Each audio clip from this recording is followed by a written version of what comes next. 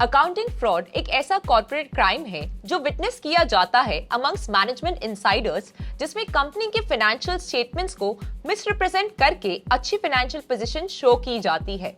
तो आप सोचेंगे इसमें क्या मोटिवेशन होता है? ऑफ कोर्स, पर्सनल गेन्स के लिए या फिर परफॉर्मेंस बेस्ड कॉम्पेंसेशन को इंक्रीज करने के लिए।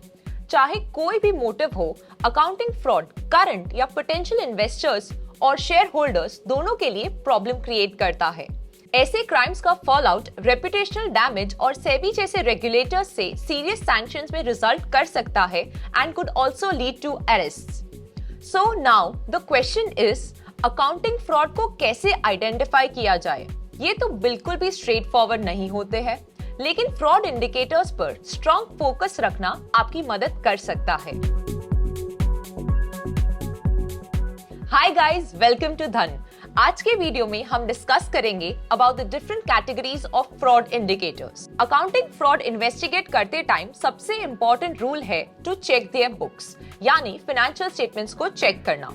फोरेंसिक अकाउंटेंट्स, जो लोग कि आमतौर पर इंश्योरेंस कंपनीज, फाइनेंशियल इंस्टीट्यूशंस और लॉ एनफोर्समेंट एजेंसीज के लिए काम करते हैं, वो लोग ट्राई करते हैं to find out the suspicious business practices.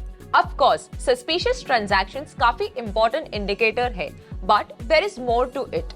So इसके better understanding के लिए हम fraud indicators को 4 types में categorize करने वाले हैं।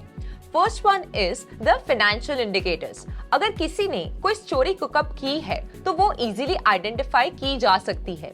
For example, रेवेन्यू में राइजिंग ट्रेंड जो कैश फ्लो के ग्रोथ के साथ मैच नहीं करता है। सेल्स ग्रोथ कंसिस्टेंट है जबकि कॉम्पिटिटर्स सर्वाइव करने के लिए स्ट्रगल कर रहे हैं।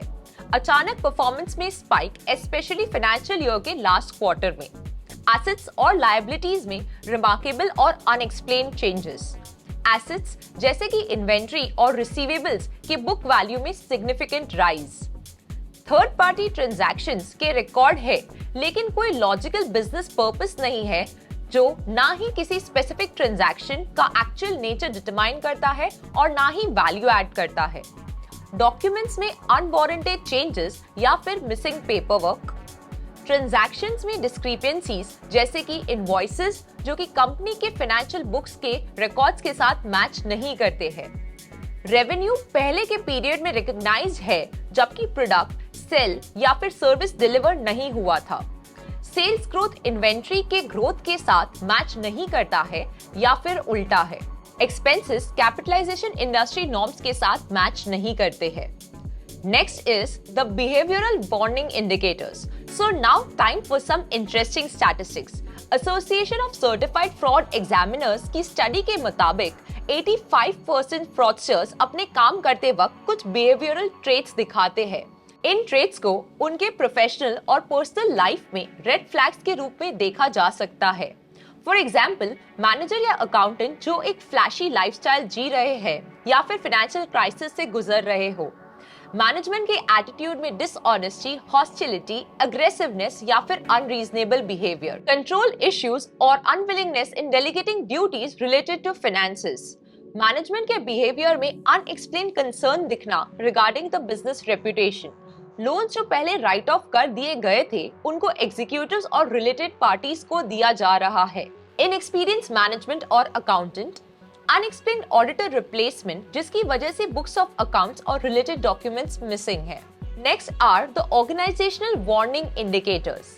ज्यादातर एक ऑर्गेनाइजेशन एक अच्छा स्ट्रक्चर या हेल्दी हायरार्की फॉलो करता है, लेकिन जो लोग फ्रॉड में इन्वॉल्व है वो स्ट्रक्चर को डिस्टर्ब करके डिस्क्रिपेंसीज क्रिएट कर सकते हैं।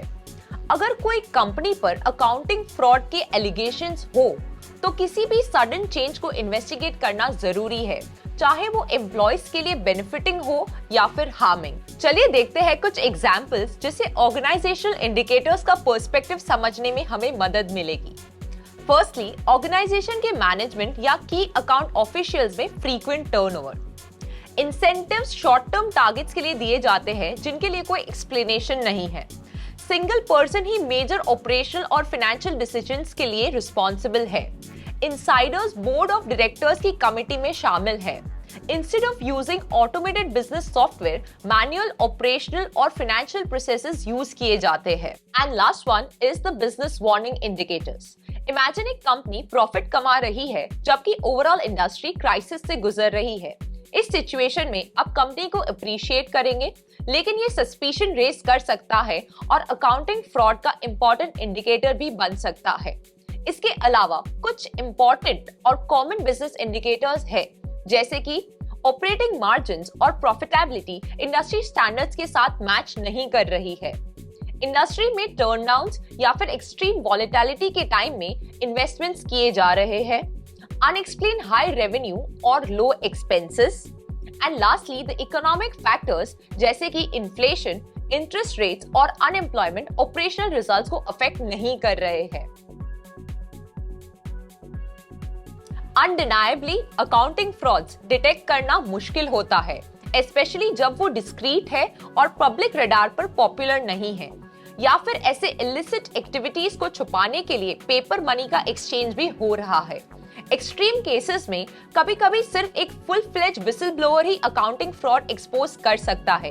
Whatever may be the case, auditors को इंश्योर करना होता है कि कंपनी के finances naturally by the books है और परफेक्ट दिखाने के लिए मैनिपुलेट नहीं किए गए हैं. एज अ ट्रेडर, आप कंपनी के शेयर्स पर बेट लगाने से पहले ऊपर बताए गए इंडिकेटर्स पर जरूर फोकस करें. Investment and securities markets are subject to market risk. Read all the related documents carefully before investing.